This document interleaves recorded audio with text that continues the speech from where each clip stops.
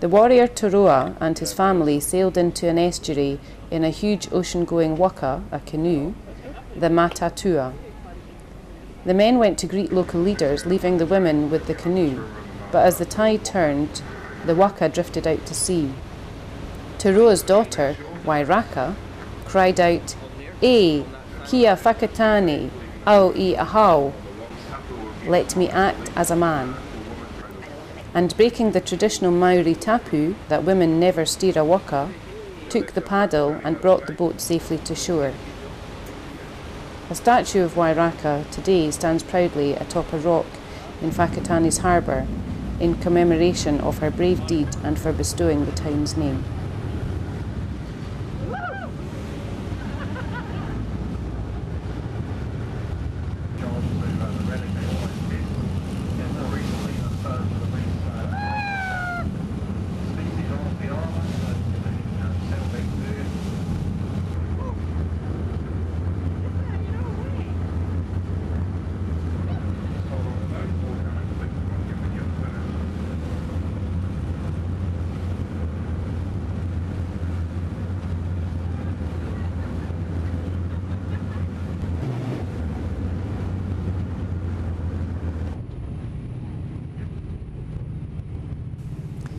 White Island, so named by Cook for its permanent shroud of mist and steam. Over twice the size of Whale Island, White Island lies 50 kilometres offshore, sometimes a rough ride.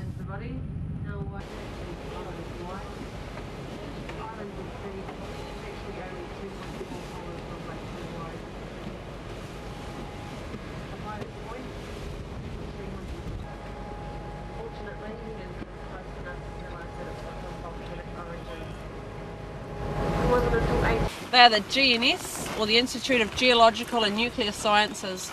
Their head office is just north of Taupo at a place called Wairake. Now they've got a seismograph out here. Right up to the top of the crater rim you'll see there's 2 solar panels up there. Front see those solar panels? Those solar panels are powering a seismic unit. Further on round, if you follow it to the right, you'll see there's a cord running down the cliff and a drum in the ground. It's part of the seismic unit as well. That's measuring volcanic tremors and earthquakes.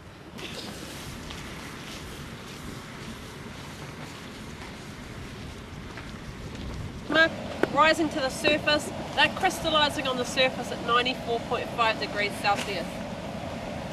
All the white crystals are calcium sulphate, and common name for that is gypsum. Now the island was mined for sulphur, and the sulphur that was taken off this island was used for agricultural fertilisers.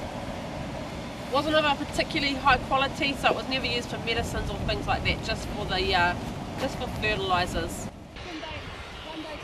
Neither this nor its seething volcanism deters visitors who flock to appreciate its desolate otherworldly landscape with its billowing towers of gas, steam and ash, spewing from a crater lake 60 metres below sea level.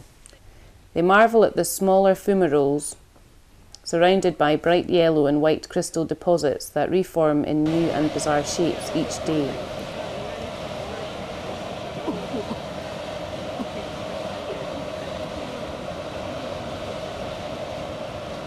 The crystal clear and abundant waters around the island make this one of the best dive spots in New Zealand. The track's quite loose as well underfoot. Our next stop is down at that steaming hole in the ground down there. It's a mud pot.